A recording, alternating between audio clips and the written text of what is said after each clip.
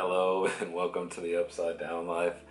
My name is Evan and I make these videos to be a blessing to you in your walk with the Lord. So right now we're in the middle of a series, kind of towards the end of a series actually. It's called Restored into What? And it is the idea of restoration, of the Lord taking us from where we are and restoring us back to a previous condition or place or owner.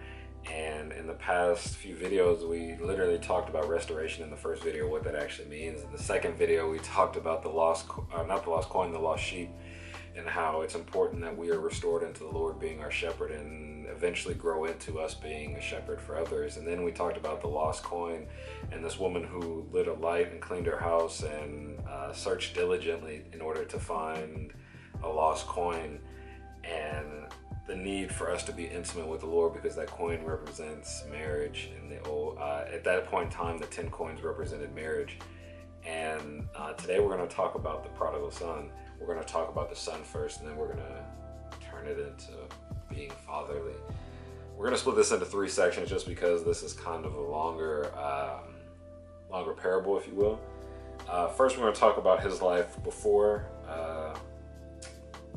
We're going to talk about the beginning of the story, what the implication is there. Then we're going to talk about his time coming back to the father, and then we're going to talk about his brother. So let's begin. It's Luke 15. We're going to go 11 through 16 first. So here we go. And he said, there was a man who had 2 sons, and the younger of them said to his father, "Father, give me the share of property that is coming to me." And he divided his property between them. Now many days later, the younger son gathered all he had and took a journey into a far country. And there he squandered his property in reckless living. And when he had spent everything, a severe famine arose in that country, and he began to be in need. So he went and hired himself out to one of the citizens of the country, who sent him into his fields to feed pigs. And he was longing to be fed with the pods that the pigs ate, and no one gave him anything.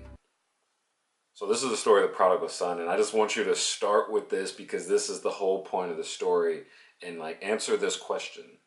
At what point in time in this story is the son not the son of the father?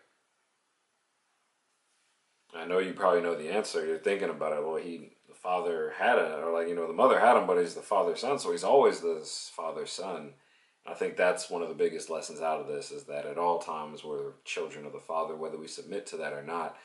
And that's kind of the scary thing about this. But so in this beginning part, the young man asks for his inheritance. A little bit while after he gets his inheritance, he leaves and he goes, spends his money unwisely. He hires himself out feeding pigs. So physically, it's pretty straightforward, but I also think this represents the younger and the older son, I think, are Christ and Adam. The older being Christ, the perfect son, and then at this part of the story, not the end of the story, but right now, and Adam was the one who went out and took the inheritance and did the wrong thing with it. And through that, sin was introduced, and in turn, we all became that son who wandered away from the father and in need of restoration. But also, I want to point out something about inheritances here. You need to understand the heart of this son. He said, "Father, give me my inheritance."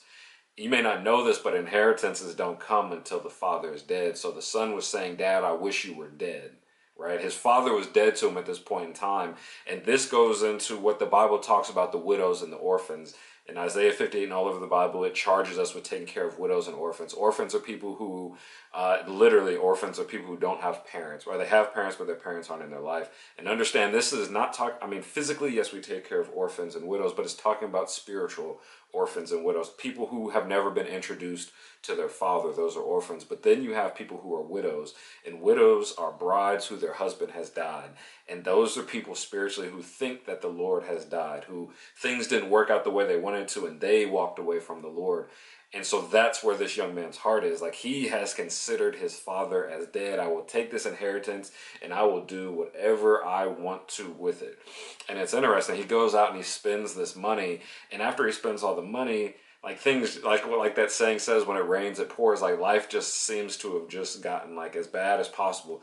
He wasn't like he just ran out of money, he could go get a job. Like he ran out of money, and there was an economic downturn. There was a drought in this country. You're saying, why is it economic? Because they were farm-based people at the time, and if there's a drought, there's no plants. If there's no plants, there's no money, there's no work, right? So not saying there's absolutely nothing to do, but the need for work is going to be a lot less. There's an economic downturn because I'm sure the whole time he's spending his money, he's saying, I know how to work.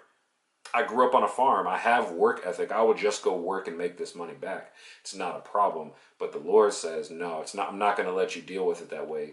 In HOSEA, it talks about Gomer. It was talking about Israel, and it says that God has blessed us with things. And when we attribute those blessings to other people and we walk into the wilderness, God says, I will cause the thorns and thistles and everything else to come up and make it so you can't leave that wilderness until you acknowledge that it wasn't anything else but me that gave that to you. And that's what was going on with this young man to this point. He was getting to a point where nothing in his life was going to work out until he acknowledged that the Lord was the Lord. And so moving on to the next section, so we're going to go 17 through 25 on this one. But when he came to himself, he said, how many of my father's hired servants have more than enough bread? But I perish with hunger. I will arise and go to my father, and I will say to him, Father, I have sinned against heaven and before you. I am no longer worthy to be called your son. Treat me as one of your hired servants. And he arose and came to his father. But while he was still a long way off, his father saw him and felt compassion and ran and embraced him and kissed him. And the son said to the father, Father, I have sinned against heaven and before you. I am no longer worthy to be called your son.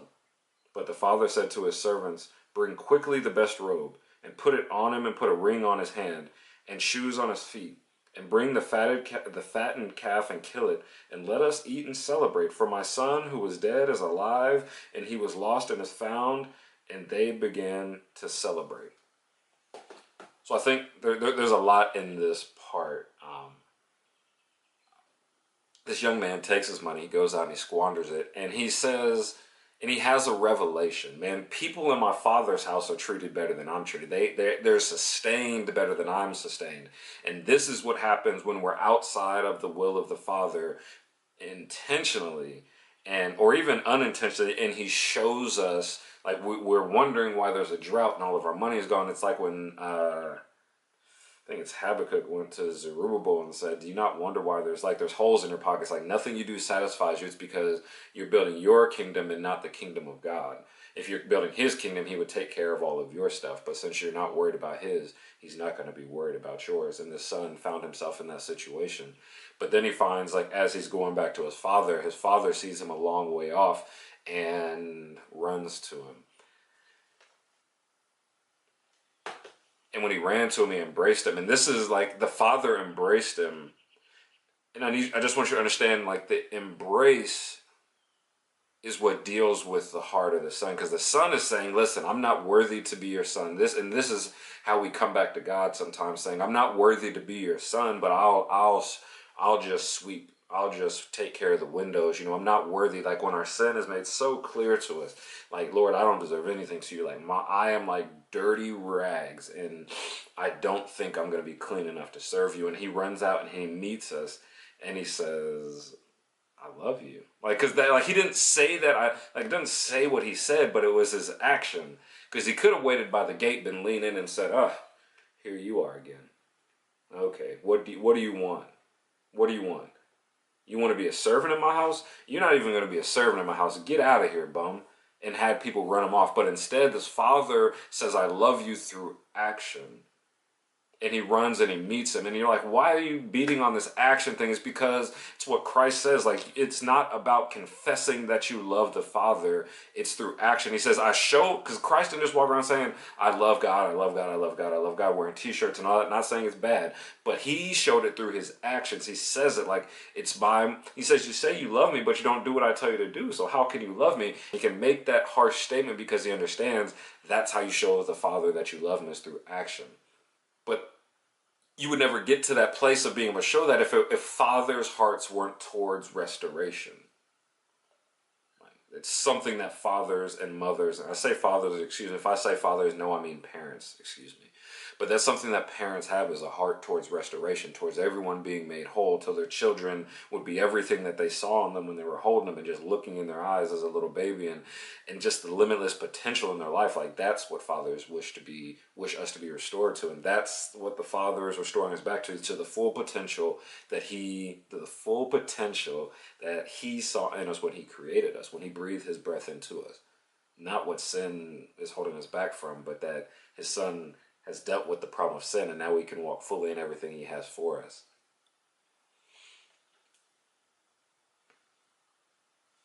Once again, this isn't in there, but this is something that I just like.